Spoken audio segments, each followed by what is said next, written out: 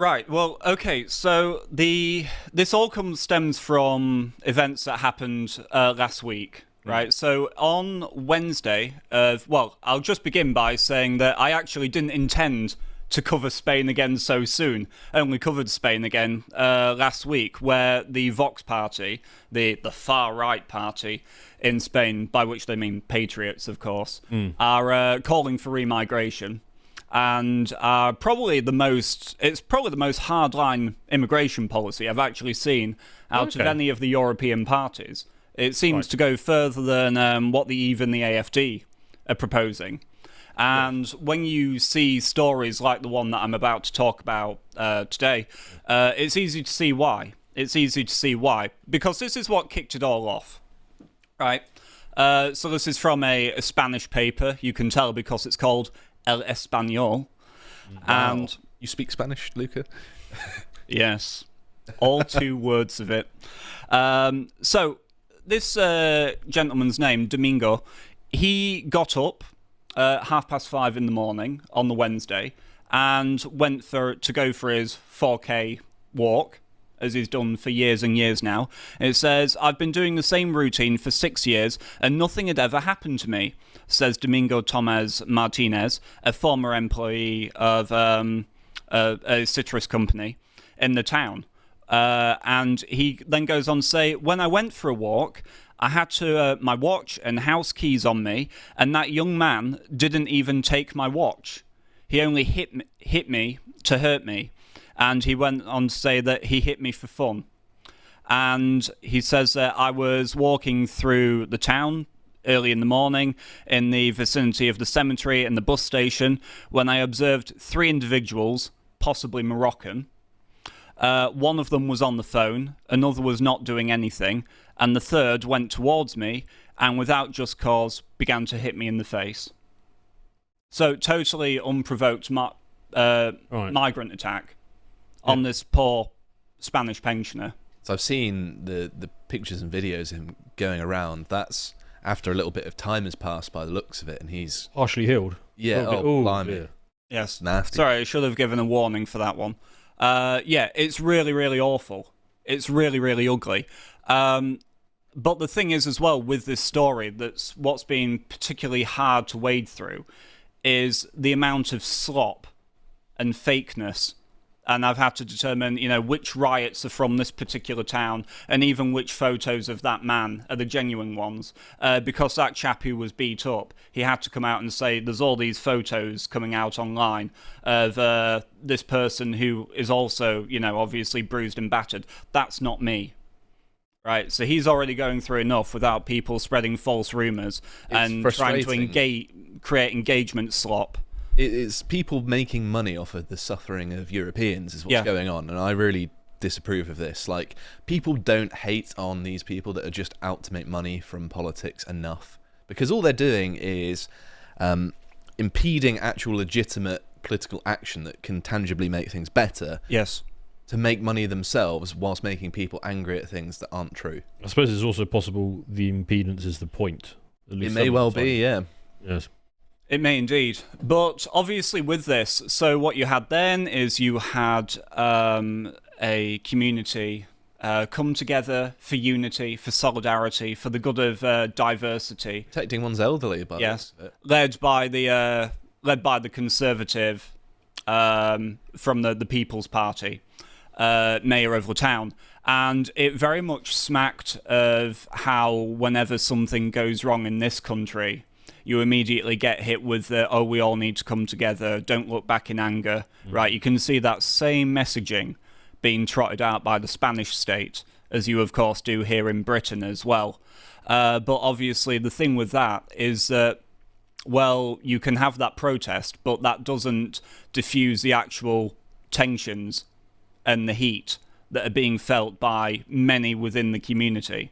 People also expect the state to say that. Most people presume of their government, whether they're even politically minded or not, that they're just interested in keeping the peace for its own sake because it makes their lives easier. Right. You know what the response is going to be at this point. It's nigh on like clockwork. And so you get examples like this, where the bishop condemns the anti-migrant violence in Murcia. And he goes on. Did he also condemn the attack itself, or just the response to it? Mostly the response. Right. Mostly the response. And he goes on, it says that local media describes the instance as a manhunt, and highlighting the targeted nature of the violence against migrants from the Maghreb, so the North African region. And There's a history there, by the way, if you're not Yes, it's familiar. It's a very Spanish story of struggle, isn't it, against that region? And the clashes followed an assault last Wednesday on the local pensioner, as I've detailed. And in response, some 2,000 people gathered on Friday evening for a peaceful rally. However, the demonstration was soon hijacked by far-right elements, including members of the Vox Party. And you can see, again, that insistence on linking the violence with the insurgent political party, exactly how they used to back after we had Southport, and they tried to call them the Farage riots. I mean, there is a bit of a process that gets run on this. You've already talked about the first element, which is, in a position of authority, comes out and says, we've all got to unify and stand together and stuff like that.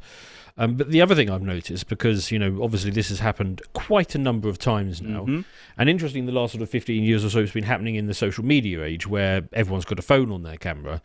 And the amount of times you notice, not just for stuff like this, but all sorts of different protests, the violence doesn't begin until the police appear, and then conveniently at that moment, somebody possibly wearing police boots and then some sort of jacket instigates violence from the crowd, and that gives the police the opportunity to rush in. And I've seen that so many times, I'm starting to think that maybe there might be something a little bit suspicious going on with some of this stuff. I suspect you're right. I've seen videos from Southport of just one person starts everything off, and then it brings the whole crowd in. Yeah. Indeed. And it says that, however, the demonstration was soon hijacked by people, including members of the Vox Party, who began chanting anti-migrant slogans. Now, I would hazard a guess that perhaps that anti-migrant sentiment might have found its cause in the fact that elder member of the community had just been beaten up by a few migrants. That could be a factor, yes. Right. I would look at that. I think there might be a correlation between, and even causation, if I were to dare to venture, between getting beat up by migrants and anti-migrant sentiment within the town. Obviously, a sheer coincidence to them. They obviously don't think that should be happening at all. But to admit that, of course, is to suggest that there is good reason to hate migrants, and the media sphere and the political class more generally are bending over backwards not to admit this, right? They're doing everything they can, because if they say, okay, you've got legitimate concerns, then they can't put the genie back in the bottle. Yeah, and with this example as well, it says that nearly 1/3 of Torre Pacheco, the municipality of Murcia where this is set, is 1/3 of them are of foreign origin. Right? So 1/3 are foreign.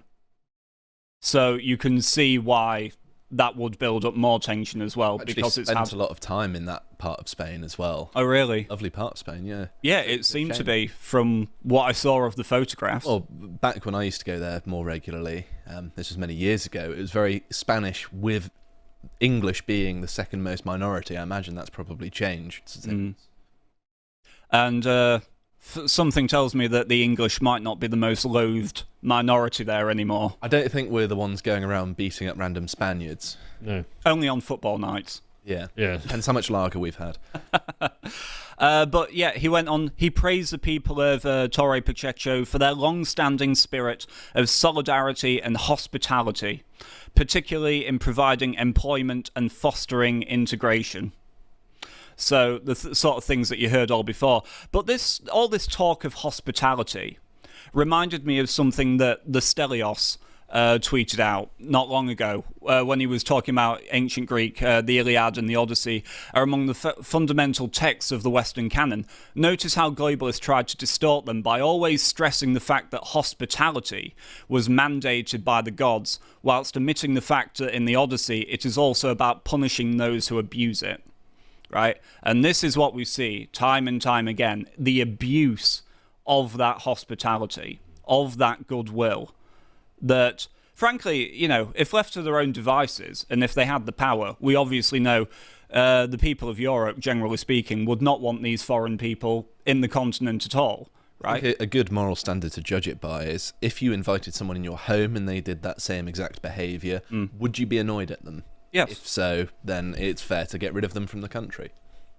Indeed. So I was having a look on X and through various newspaper articles, and again, it was very, very hard to find actual images that I could guarantee were from this town and not from Indonesia 2 years ago. Yeah. Right, or just wherever the hell it I hope was. they look a little bit different. Well, you would hope, but obviously they'll zoom in just to a wall, so you've got no way of knowing. But yeah, so there was 3 days of violence. Of course, the police got sent in. I'll just play this clip. In the background of people running. So, of course, then what happens is once people have formed into their ethnic groups, then they all start fighting with one another. Stones are getting thrown, smashed bottles are getting thrown. And as you can probably guess, the police shouts in Spanish. There's just a British tourist nearby drinking all those bottles of beer, passing them off. Literally sipping them from the floor. We're like an artillery. So, as you can see, it all got really, really rowdy. And this went on for several nights. It's been several nights of this now. This is, I imagine, a small Spanish town, right? It's not like a major... Population 42,000. Okay, so it's moderately... With a third being foreign. Okay. Oh, that's right. Massive, yeah. So all of a sudden that changes things quite a lot.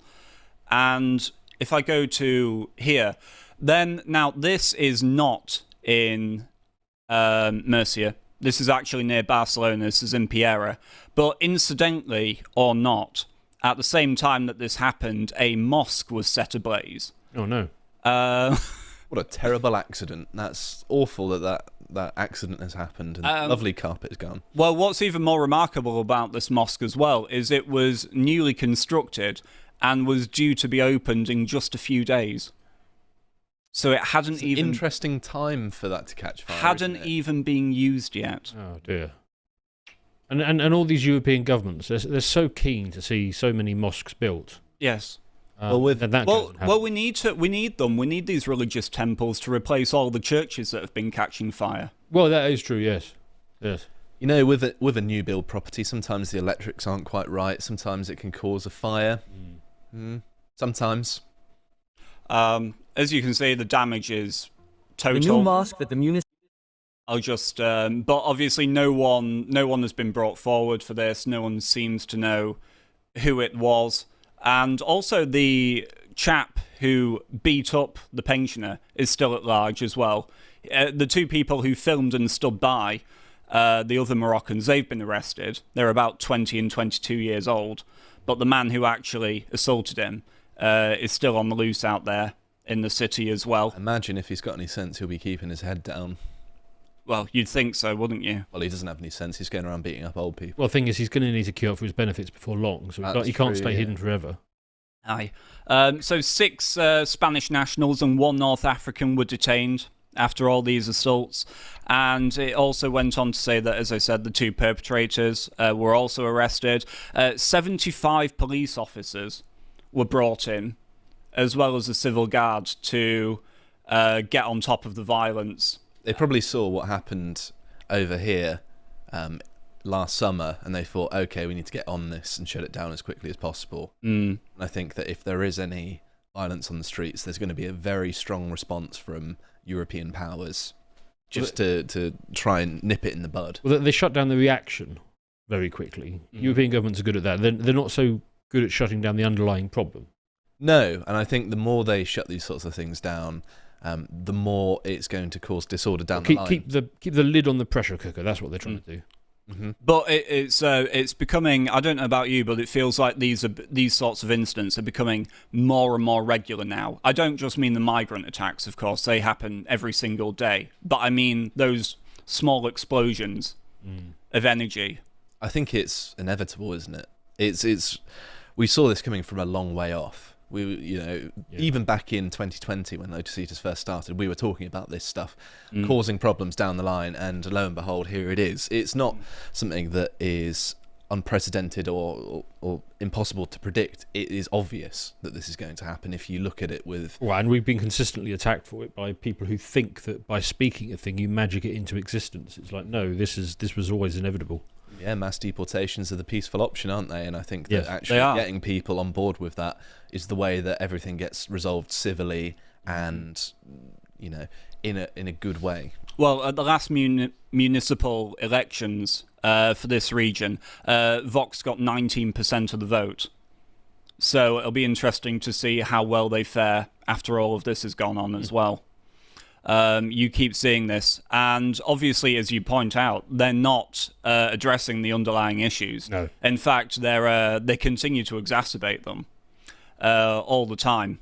And a perfect example is the reaction here with just Torre Pacheco must return to normality. I understand the frustration, but nothing justifies violence, and that we promise that they will go, the crimes will not go unpunished.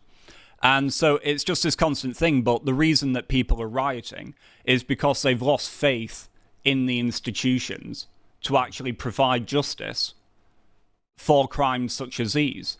They know the number of times that things like get swept under the rug, or the politically correct argument just gets trotted out, and people aren't willing to go along with it now because you're asking them to betray their lying eyes.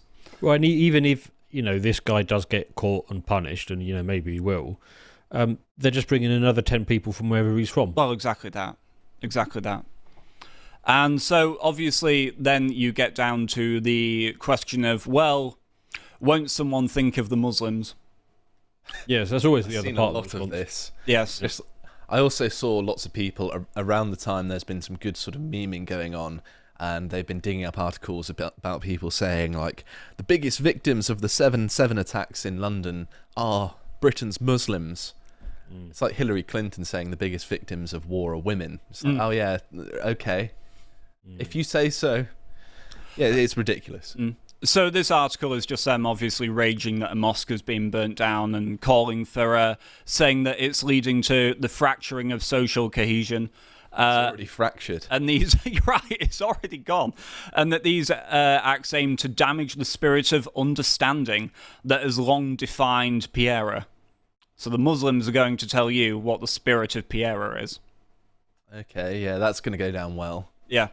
And obviously, in the interests of integration, common understanding, let's see, just for the sake of argument, where this particular publication's priorities might lie on all sorts of things. Well, they care very much, obviously, about the mosque attack. They're very, very concerned about Vox's anti-hijab campaign. They're also worried about Islamophobic comments from a Spanish mayor. They also seem to celebrate the fact that Spanish women are embracing Islam when they go to Morocco.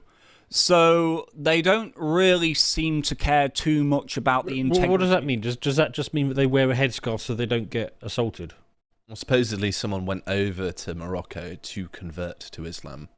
Oh, right. According to the byline, anyway. Which is worth its own entire article and celebration. Yeah. It could also, it doesn't necessarily specify from the information there whether it was a Middle Eastern origin person or not that was just rediscovering the faith of their ethnicity. But the fact of the matter is, these people are not Spanish citizens. They're not loyal. Yeah, they don't see their heritage in the reconquista. Well, they do, but from the other end of it, I suppose. Yeah, the away team. Yes, yes. And so it's one of those things that Spain, as I highlighted in my previous segment that you were there for, Josh, the Spanish authorities, the current Socialist Party, is wildly unpopular, absolutely crippled by corruption. And it seems like with more and more events like this happening, Vox are only going, the stronger that they are on all of these issues, the more likely people are to turn to them. And ultimately, if the Conservative Party of Spain, the People's Party, betrays voters on this too, which they will, because of the centre-right party in Europe, and that's what centre-right parties in Europe do, as we know so well, then ultimately they will go to that party that is offering the ultimate solution, which is remigration. I phrased that terribly. That was... It could have been slightly worse. Save that energy for the Elmo segment. The peaceful solution, which is remigration. Yep. If you would like to watch the full uncut version that is also uncensored, head on over to lotuseaters.com to find out more.